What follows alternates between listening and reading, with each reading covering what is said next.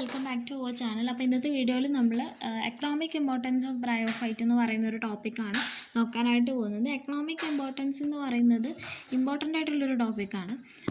ഇപ്പോൾ നമ്മൾ നോക്കുകയാണെന്നുണ്ടെങ്കിൽ 5 മാർക്കിൻ്റെ question economic importance of bryophyte, economic importance of pteridophytes ഒക്കെ 5 മാർക്കിൻ്റെ ക്വസ്റ്റ്യൻ വന്നിട്ടുണ്ട്. അതുപോലെ തന്നെ എക്കണോമിക് ഇമ്പോർട്ടൻസ് ഓഫ് ആൽഗെ 10 മാർക്കിൻ്റെ എസ്സേക്ക് ചോദിച്ചിട്ടുണ്ട്. അത് കൂടാതെ എന്താണ് സ്ഫാഗനം, എന്താണ് പീറ്റ്, ആ രീതിയിലുള്ള ക്വസ്റ്റ്യൻസ് 2 മാർക്കിൻ്റെ ക്വസ്റ്റ്യൻസും ഈ ഒരു എക്കണോമിക് ഇമ്പോർട്ടൻസ് എന്ന് പറയുന്ന ഭാഗത്തുനിന്ന് വരാറുണ്ട്.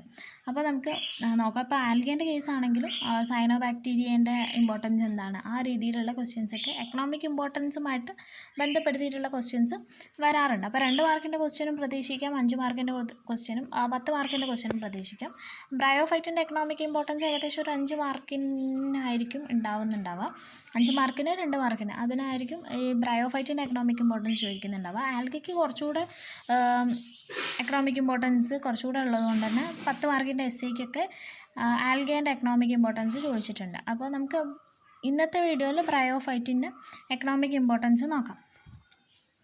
അപ്പോൾ എക്കണോമിക് ഇമ്പോർട്ടൻസ് നോക്കുകയാണെന്നുണ്ടെങ്കിൽ ബ്രയോഫൈറ്റ്സിന് ഇൻഡയറക്റ്റ് യൂസും ഉണ്ട്, ഡയറക്റ്റ് യൂസും ഉണ്ട്. ഇപ്പോൾ ഇൻഡയറക്റ്റ് യൂസ് എന്ന് പറയുന്നത് ശരിക്കും അതിൻ്റെ എക്കോളജിക്കൽ ഇമ്പോർട്ടൻസ് ആണ്.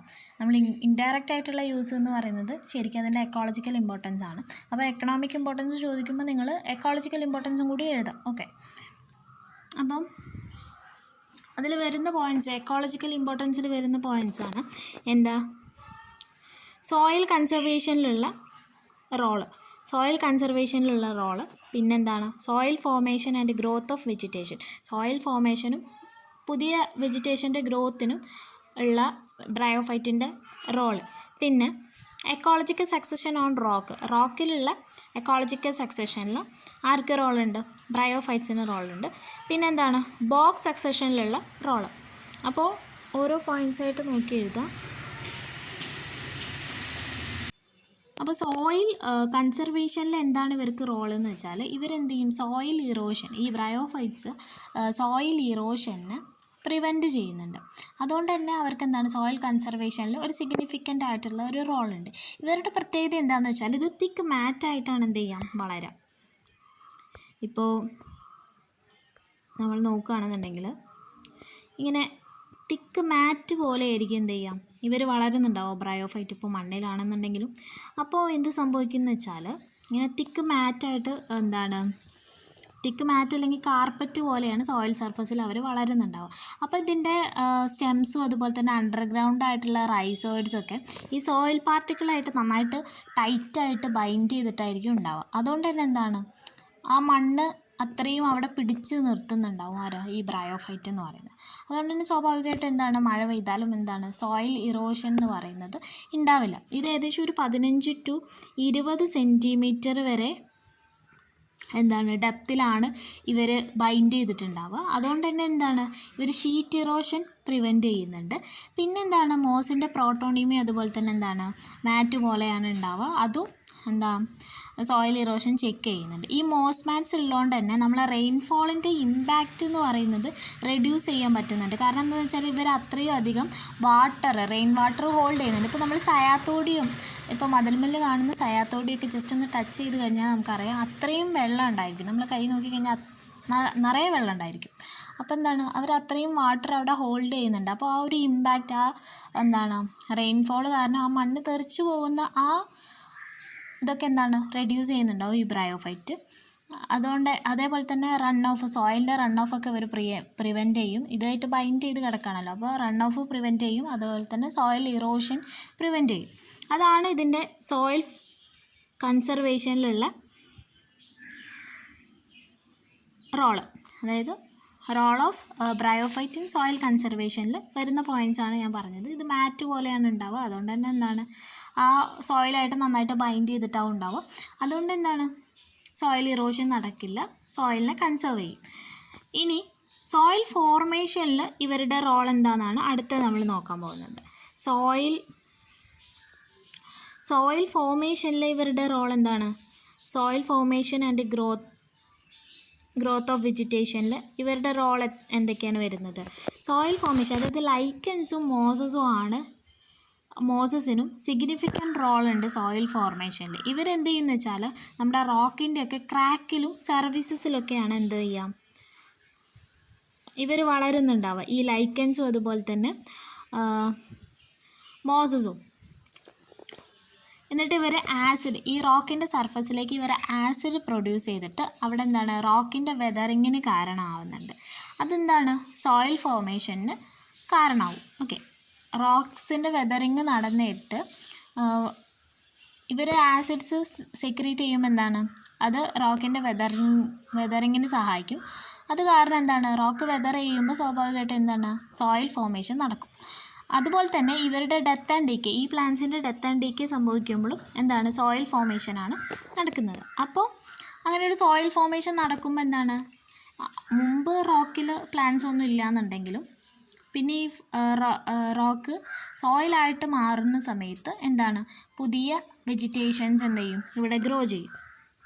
പുതിയ വെജിറ്റേഷന് ഗ്രോ ചെയ്യാനുള്ള ഒരു ഫേവറബിൾ അറ്റ്മോസ്ഫിയർ, അതായത് സോയിൽ എന്ന് പറയുന്ന ആ ഒരു ഫേവറബിൾ അറ്റ്മോസ്ഫിയർ പുതിയ വെജിറ്റേഷന് വരാൻ ഇവർ സഹായകമാവുന്നുണ്ട്.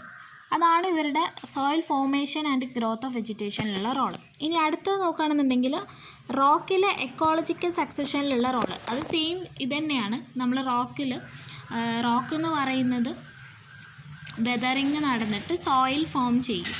അതിന് കാരണമാവുന്ന ആരാണ്? ഈ ലിവർവേർഡ്സും മോസസും ലൈക്കൻസും ഒക്കെയാണ് ഇതിൻ്റെ പൈനിയർ സ്പീഷീസ് എന്ന് പറയുന്നത്. ഇവർ ബെയറായിട്ടുള്ള റോക്കിൽ കോളനൈസ് ചെയ്തിട്ട് എന്താണ് അവിടെ മറ്റുള്ള പ്ലാന്റ്സിന് എസ്റ്റാബ്ലിഷ് ചെയ്യാൻ പറ്റില്ല. അങ്ങനത്തെ ഒരു കണ്ടീഷൻ ആയിരിക്കും റോക്കിലൊക്കെ ഉണ്ടാവുക.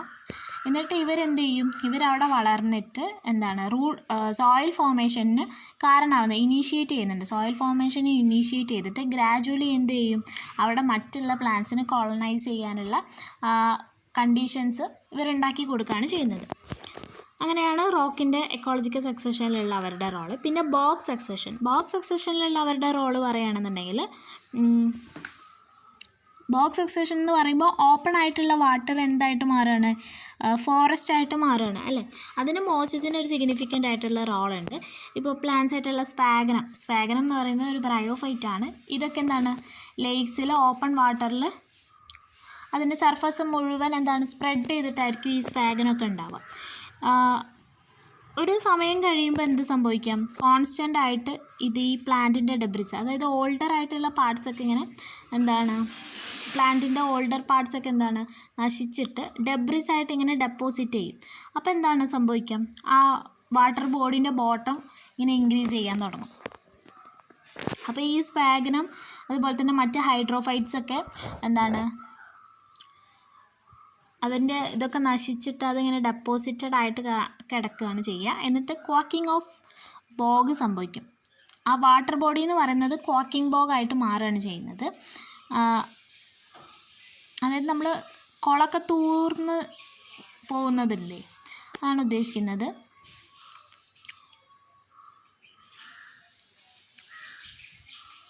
ഇവിടെ പിന്നീട് എന്താണ് ലാർജ് ആയിട്ടുള്ള ട്രീസൊക്കെ കോളനൈസ് ചെയ്തിട്ട് ആ ഒരു സ്വാമ്പായിട്ടുള്ളത് എന്തായിട്ട് മാറും, ഫോറസ്റ്റ് ആയിട്ട് മാറുകയാണ് ചെയ്യുന്നത്. അതായത് ആ വെള്ളമൊക്കെ പോയിട്ട് ഈ ബോഗിൻ്റെ ഈ സ്പാഗനം പോലുള്ള ഇതിൻ്റെ ഡെപ്പോസിഷൻ വന്ന് വെള്ളം എന്താണ് കംപ്ലീറ്റ് പോവുകയാണ് ചെയ്യുന്നത്. ഇവിടെ നമ്മൾ ഒരു പോയിന്റ് ഇൻക്ലൂഡ് ചെയ്യാൻ മറന്നിട്ടുണ്ട്. ഒന്ന് എന്താണെന്ന് വെച്ചാൽ role of bryophyte in monitoring and control of pollution monitor ചെയ്യാനും കൺട്രോൾ ചെയ്യാനുമുള്ള ബ്രയോഫൈറ്റിൻ്റെ റോളാണ് പറയുന്നത്. അതായത് മോസസ് അല്ലെങ്കിൽ ലൈവ് ആണെങ്കിലും സൺഡ്രൈഡ് ആയിട്ടുള്ള മോസാണെങ്കിലും അവർക്കൊരു കഴിവുണ്ട്, എന്താണ് മെറ്റൽസ് അബ്സോർബ് ചെയ്യാനുള്ള കഴിവുണ്ട്. അപ്പോൾ എന്താണ് കൂടുതൽ മെറ്റൽസ് ഉള്ള, അതായത് ഹൈലി പൊല്യൂട്ടഡ് ആയിട്ടുള്ള സ്ഥലത്ത് ഹൈലി മെറ്റലിൻ്റെ കോൺസെൻട്രേഷൻ ഉണ്ടാവും. അപ്പോൾ ആ ബ്രയോഫൈറ്റിൽ എന്താണ് ഹെവി മെറ്റലിൻ്റെ അക്യുമുലേഷൻ്റെ തോതനുസരിച്ചിട്ട് നമുക്ക് അവിടെയുള്ള പൊല്യൂഷൻ്റെ ലെവൽ മനസ്സിലാവാനായിട്ട് പറ്റും. ഈ ബ്രയോഫൈറ്റ് എന്ന് പറയുന്നത് എയർ പൊല്യൂഷന് വളരെ സെൻസിറ്റീവാണ്. അതുകൊണ്ട് തന്നെ എന്താണ് ബയോ ഇൻഡിക്കേറ്റർ ഓഫ് എയർ പൊല്യൂഷനാണ്. ബ്രയോഫൈറ്റ്സ് എയർ പൊല്യൂഷന് വളരെ സെൻസിറ്റീവാണ്. അതുകൊണ്ട് തന്നെ ഇവരെ എയർ പൊല്യൂഷൻ്റെ ബയോ ഇൻഡിക്കേറ്റേഴ്സായിട്ട് യൂസ് ചെയ്യാറുണ്ട്. ഇതിൻ്റെ എന്താണെന്ന് വെച്ചാൽ ഈ എയർ പൊല്യൂഷൻ ഉള്ള സ്ഥലത്ത് ഇവരുടെ വളർച്ചയ്ക്ക് ചെറിയ രീതിയിൽ വളർച്ചയ്ക്കും അതുപോലെ തന്നെ അവരുടെ ഹാബിറ്റാറ്റിനും അഡ്വേഴ്സ്ലി എഫക്റ്റ് ചെയ്യുന്നുണ്ട്. മോസിൻ്റെ പ്രോട്ടോണീമിയാണ് കുറച്ചുകൂടെ എന്താണ് ഗാമറ്റോഫോറിനേക്കാളും കുറച്ചുകൂടെ സെൻസിറ്റീവ്.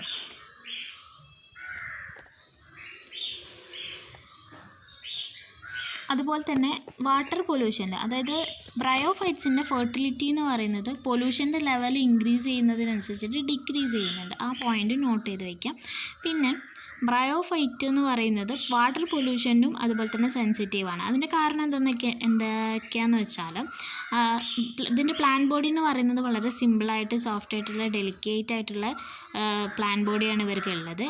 അതന്നെ വളരുന്നത് എവിടെയാണ്? മോയിസ്റ്റ് ആയിട്ടുള്ള പ്ലേസസിലാണ്. അപ്പോൾ വെള്ളത്തിൻ്റെ കണ്ടൻറ്റ് ഉള്ള പ്ലേസസിലാണ് ഇവർ കൂടുതലായിട്ട് വളരുന്നത്. അപ്പോൾ വെള്ളത്തിൽ എന്തെങ്കിലും പൊല്യൂഷൻ ഉണ്ടെന്നുണ്ടെങ്കിൽ ഇവരുടെ ഗ്രോത്തിനെ അത് വലിയ രീതിയിൽ തന്നെ എന്ത് ചെയ്യും? ബാധിക്കും. അതുപോലെ തന്നെ ഇവർക്ക് എന്താണ്? റൈസോയിഡ് മാത്രമേ ഉള്ളൂ, ഒരു വെൽ ഡെവലപ്ഡ് ആയിട്ടുള്ള റൂട്ട് സിസ്റ്റോ കാര്യങ്ങളൊന്നുമില്ല. അതുപോലെ തന്നെ ഇവരുടെ ഫെർട്ടിലൈസേഷന് വാട്ടർ എന്ന് പറയുന്നത് എന്താണ്? എസെൻഷ്യലാണ്. നമുക്കറിയാം ബ്രയോഫൈറ്റ് എന്ന് പറയുന്നത് ആംഫിബിയൻസ് ഓഫ് പ്ലാന്റ് കിങ്ഡം ആണ്. അവർക്ക് എന്താണ്? ഫെർട്ടിലൈസേഷന് വാട്ടർ എന്ന് പറയുന്നത് എസെൻഷ്യൽ ആയിട്ടുള്ള ഒരു കമ്പോണൻ്റ് ആണ്. അപ്പോൾ വാട്ടറിൽ എന്തെങ്കിലും പൊല്യൂഷൻ ഉണ്ടെന്നുണ്ടെങ്കിൽ അവരുടെ ഫെർട്ടിലൈസേഷനും അത് ബാധിക്കും. അതുപോലെ തന്നെ എന്താണ്? വാസ്കുലർ സിസ്റ്റം എന്ന് പറയുന്നത് എന്താണ്? വെൽ ഡെവലപ്ഡ് ആയിട്ടുള്ള ഒരു വാസ്കുലർ സിസ്റ്റം എന്ന് പറയുന്നത് ഇവർക്ക് ആബ്സെൻ്റ് ആണ്.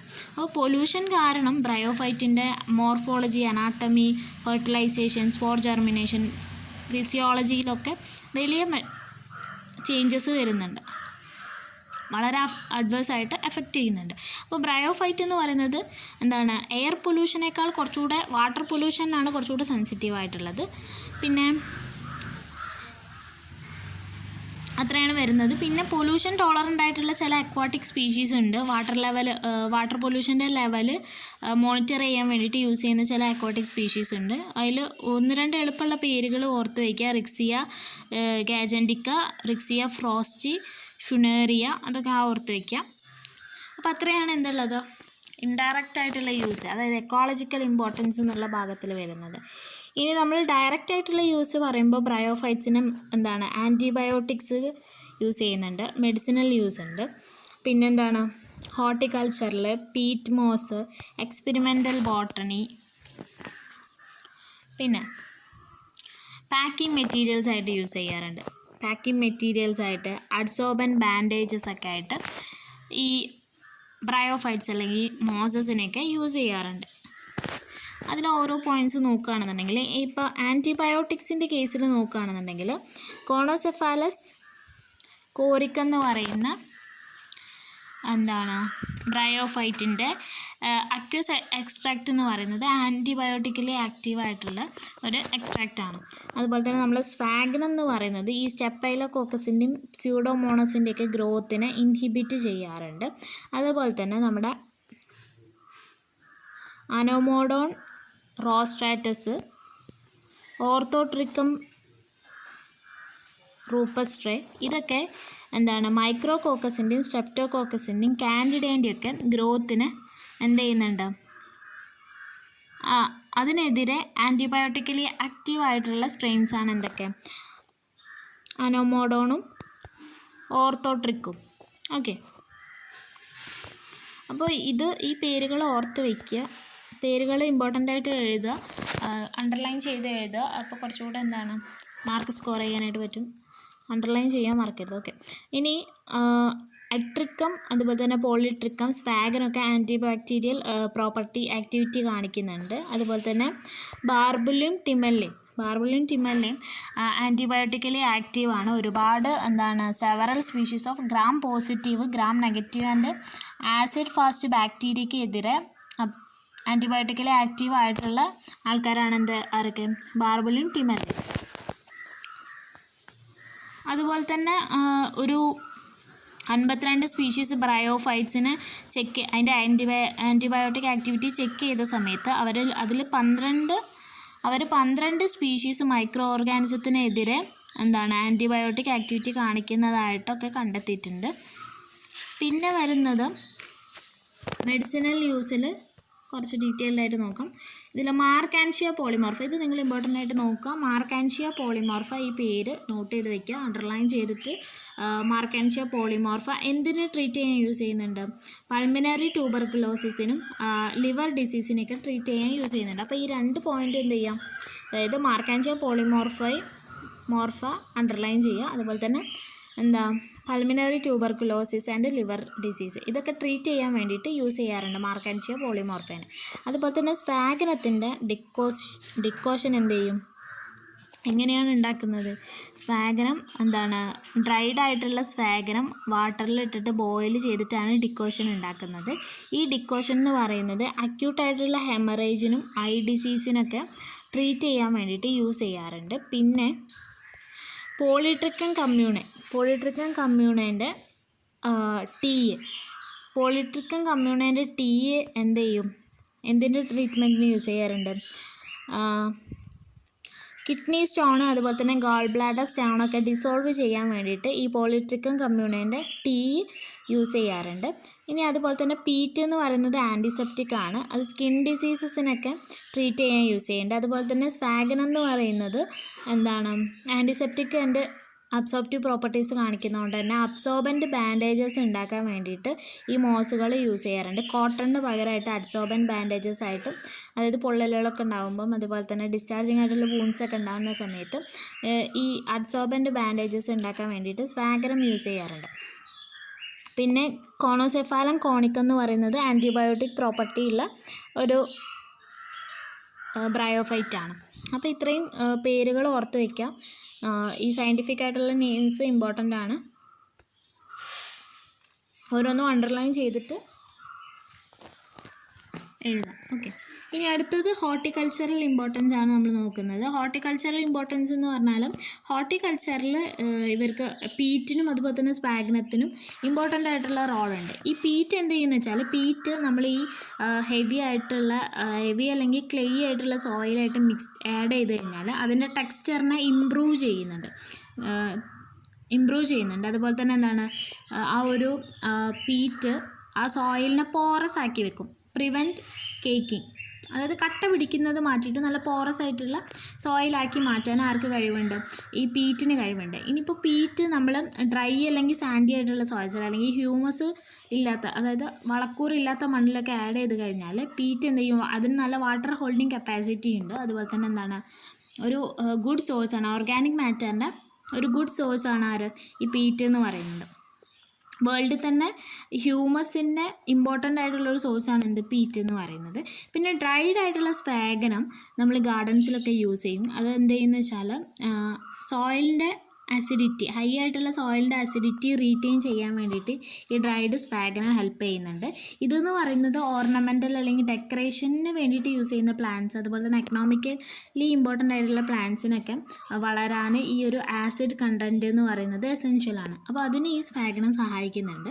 പിന്നെ നമ്മൾ ക്ലെൻസ് ചെയ്ത സ്പാഗനും അതുപോലെ തന്നെ എന്താണ് പീറ്റും ഒക്കെ നമ്മൾ സബ്സ്ട്രാറ്റ് ആയിട്ട് യൂസ് ചെയ്യാറുണ്ട്. എന്തിനു വേണ്ടിയിട്ട്? സീഡ് ജെർമിനേഷനും അതുപോലെ തന്നെ കട്ടിങ്സിൽ റൂട്ട് ഇനീഷ്യേഷന് വേണ്ടിയിട്ടും പിന്നെ ഓർക്കിഡൊക്കെ പ്രൊപ്പഗേറ്റ് ചെയ്യാൻ വേണ്ടിയിട്ടൊക്കെ നമ്മൾ യൂസ് ചെയ്യാറുണ്ട്. അതുപോലെ തന്നെ നമ്മൾ സ്പാഗനം എന്താണ്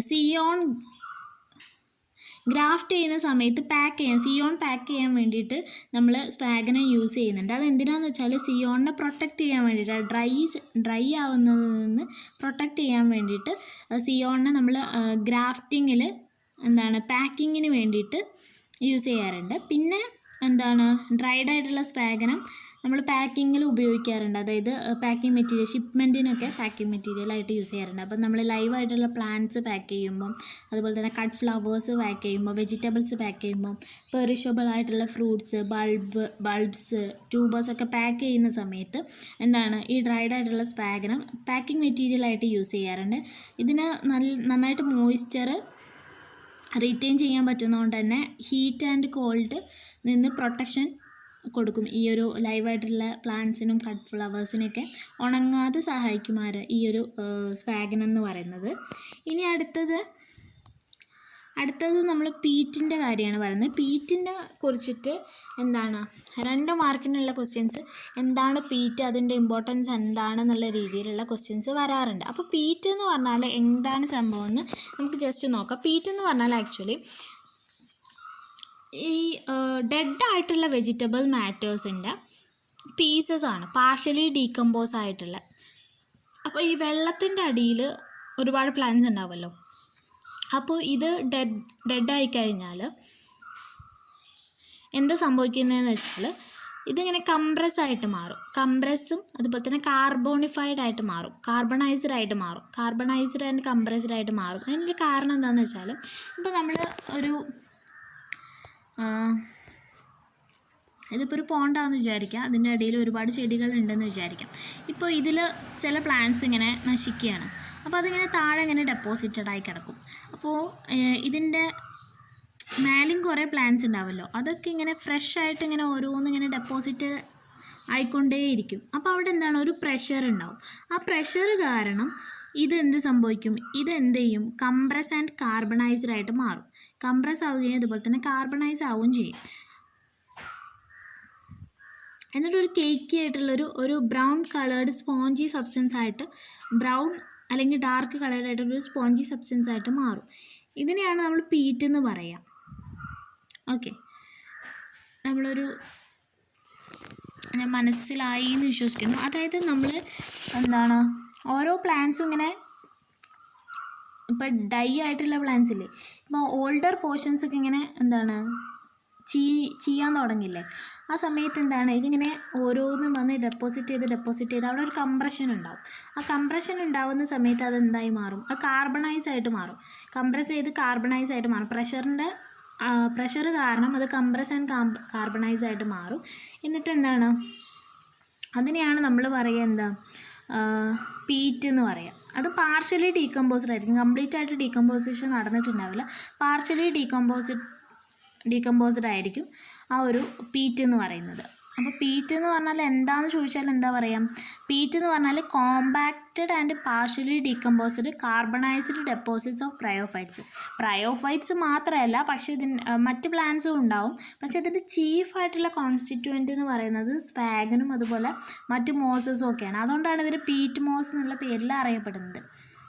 അതിൻ്റെ ചീഫ് കോൺസ്റ്റിറ്റ്യുവൻ്റ് എന്ന് പറയുന്നത് സ്പാഗനം അല്ലെങ്കിൽ മറ്റ് പീറ്റ്സ് ഒക്കെ ആയിരിക്കും, മറ്റ് മോസസ് ഒക്കെ ആയിരിക്കും. അതുകൊണ്ടാണ് ഇതിന് പീറ്റ് മോസ് എന്നുള്ള പേര് വന്നത് തന്നെ. ഓക്കെ, അപ്പോൾ എന്താണ് പീറ്റ് എന്ന് പറഞ്ഞാൽ the piece of dead vegetable matter partially decomposed by water in the bog and gradually compressed and carbonized under pressure of the overlapping late deposit and water is called the Pete.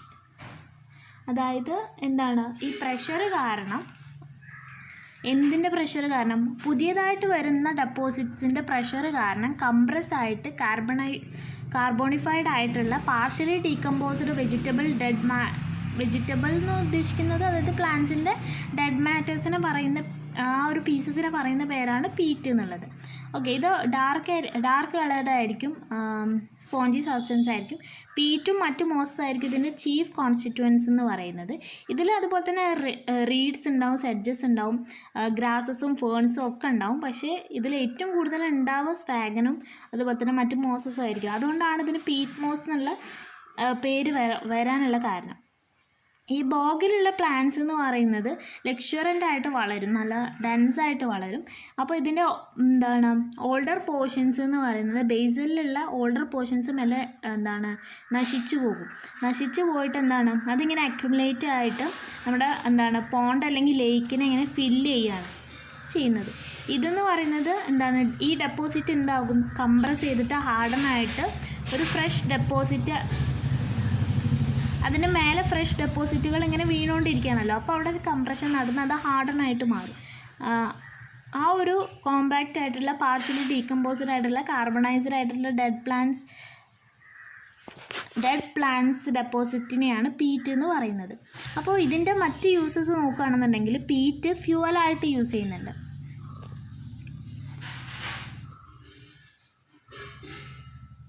Pete ഫ്യൂവലായിട്ട് use ചെയ്യുന്നുണ്ട്. എങ്ങനെയാണ് ഫ്യൂവലായിട്ട് use ചെയ്യുന്നത്?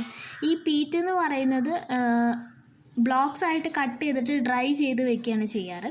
ഇതെന്ന് പറയുന്നത് കാർബണിൻ്റെ ഒരു rich സോഴ്സാണ് ഈ പീറ്റിൻ്റെ blocks എന്ന് പറയുന്നത്. അപ്പോൾ നോർത്തേൺ യൂറോപ്പിലൊക്കെ ഇത് കൊമേഴ്ഷ്യൽ സെയിൽസിൽ ഈ പീറ്റ് ഫ്യൂവൽ യൂസ് ചെയ്യുന്നുണ്ട്. അതുപോലെ തന്നെ ഫ്രാൻസിലൊക്കെ ചില ഫാക്ടറീസിലൊക്കെ കോളിന് പകരം പീറ്റ് കത്തിച്ചിട്ടാണ് ആ ഫാക്ടറീസ് വർക്ക് ചെയ്യുന്നത്. പിന്നെ ആൽക്കഹോളിൻ്റെ പ്രിപ്പറേഷനിലും ഇത് യൂസ് ചെയ്യുന്നുണ്ട്. അതായത് ഈ പീറ്റിൽ സെല്ലുലോസ് ഉണ്ട്, അതിനെ എന്താണ് ബ്രേക്ക് ചെയ്തിട്ട് ഷുഗറാക്കി മാറ്റും. ആ ഷുഗറിനെ ഫെർമെൻറ്റ് ചെയ്തിട്ട് എന്താണ് ആൽക്കഹോൾ ഉണ്ടാക്കും. പിന്നെ പേപ്പർ, ഫാബ്രിക്സ്, ആർട്ടിഫിഷ്യൽ വുഡൊക്കെ ഈ പീറ്റ് യൂസ് ചെയ്തിട്ട് ഉണ്ടാക്കാനായിട്ട് പറ്റും. അതുപോലെ തന്നെ acetic acid, methyl alcohol, carbonic acid, paraffin, naphtha, ഇതൊക്കെ പല മെത്തേഡ്സ് യൂസ് ചെയ്തിട്ട് പീറ്റിൽ നിന്ന് എന്താണ് ഒബ്റ്റെയിൻ ചെയ്യാൻ പറ്റും. ഈ കാർബോണിക് ആസിഡും അതുപോലെ തന്നെ അസറ്റിക് ആസിഡും മീഥൈൽ ആൽക്കഹോളൊക്കെ പല മെത്തേഡ് യൂസ് ചെയ്തിട്ട് എന്ത് ചെയ്യാൻ പറ്റും, നമുക്ക് ഉണ്ടാക്കാനായിട്ട് പറ്റും പീറ്റിൽ നിന്ന്. പിന്നെ നമ്മൾ നേരത്തെ പറഞ്ഞു സ്വാഗൻ എന്ന് പറയുന്നത് ഹോർട്ടിക്കൾച്ചറിൽ യൂസ് ചെയ്യുന്നുണ്ട്. എന്തിന്? വാട്ടർ ഹോൾഡിങ് കപ്പാസിറ്റി ഉണ്ട്, അതുപോലെ തന്നെ ടെക്സ്ചർ ഇമ്പ്രൂവ് ചെയ്യും, ജെർമിനേഷൻ, സീഡ് ജെർമിനേഷൻ, അതുപോലെ തന്നെ സിയോൺസിൻ്റെ ഗ്രാഫ്റ്റിങ് പാക്ക് ചെയ്യാൻ വേണ്ടിയിട്ടൊക്കെ യൂസ് ചെയ്യാറുണ്ട്. ഇനി എക്സ്പെരിമെൻ്റൽ ബോട്ടണിയിലുള്ളത് നോക്കുകയാണെന്നുണ്ടെങ്കിൽ റിസർച്ച് ടൂളൊക്കെ ആയിട്ട് പല ബ്രയോഫൈറ്റ്സും യൂസ് ചെയ്യാറുണ്ട്. ജെനറ്റിക്സിലും അതുപോലെ തന്നെ എക്സ്പെരിമെൻ്റൽ മോർഫോളജി ആൻഡ് ഫിസിയോളജിക്കൽ സ്റ്റഡീസിലൊക്കെ എന്താണ് റിസർച്ച് ടൂളായിട്ട് ബ്രയോഫൈറ്റ്സിനെ യൂസ് ചെയ്യാറുണ്ട്. ആദ്യമായിട്ട് പ്ലാന്റ്സിലെ സെക്സ് ഡിറ്റർമിനേഷൻ എന്ന് പറയുന്നത് നടത്തിയത് സ്പൈറോകാർപ്പോസ് എന്ന് പറയുന്ന എന്താണ് ലിവർ വേർട്ടിലാണ്. പൊസ്മാന റിവർ വേർഡിലാണ് ആദ്യമായിട്ട് ഈ ഒരു സെക്സ് ഡിറ്റർമിനേഷൻ ഇൻ പ്ലാന്റ്സ് എന്ന് പറയുന്നത് കണ്ടെത്തിയിട്ടുള്ളത്. പിന്നെ ഇത് കൂടാതെ എന്താണ് പാക്കിംഗ് മെറ്റീരിയൽസിൽ യൂസ് ചെയ്യും. അതുപോലെ തന്നെ പാക്കിംഗ് മെറ്റീരിയൽസ് എന്ന് പറഞ്ഞാൽ നമ്മൾ bulbs, seedlings, plant cuttings, glass wear ഒക്കെ എന്താണ് പാക്ക് ചെയ്യാൻ വേണ്ടിയിട്ട് ഈ ഡ്രൈഡ് ആയിട്ടുള്ള മോസ് യൂസ് ചെയ്യും. പിന്നെ സ്വാഗനെ നമ്മൾ എന്തായിട്ട് യൂസ് ചെയ്യുന്നുണ്ട്? ആൻറ്റിസെപ്റ്റിക് പ്രോപ്പർട്ടി ഉള്ളതുകൊണ്ട് അഡ്സോർബൻറ്റ് ബാൻഡേജസിലും സ്വാഗനെ യൂസ് ചെയ്യുന്നുണ്ട്. അപ്പോൾ അത്രയാണ് നമുക്ക് എന്തുള്ളത് എക്കണോമിക് ഇമ്പോർട്ടൻസ് ഓഫ് ബ്രയോഫൈറ്റ്സ് ഉള്ളത്. നിങ്ങൾക്ക് ഇമ്പോർട്ടൻ്റ് ആയിട്ട് തോന്നുന്ന പോയിൻറ്റ്സ് മാത്രം നിങ്ങൾക്ക് പഠിക്കാൻ പറ്റുന്ന പോയിൻറ്റ്സ് നോട്ട് ചെയ്തിട്ട് പഠിക്കാം. അപ്പോൾ എന്തായാലും ചോദിക്കുന്ന ഒരു ചോദ്യമാണ്, റിപ്പീറ്റഡ് ആയിട്ട് കണ്ടിട്ടുള്ള ഒരു ചോദ്യമാണ്, എന്ത് economic importance of bryophyte, pteridophyte and algae. അപ്പോൾ ബ്രയോഫൈറ്റിൻ്റെ നോക്കി നമ്മളിനി ടെറിഡോഫൈറ്റിൻ്റെയും ആൽഗേൻ്റെയൊക്കെ നമ്മൾ മറ്റ് വീഡിയോസിൽ ചെയ്യാം.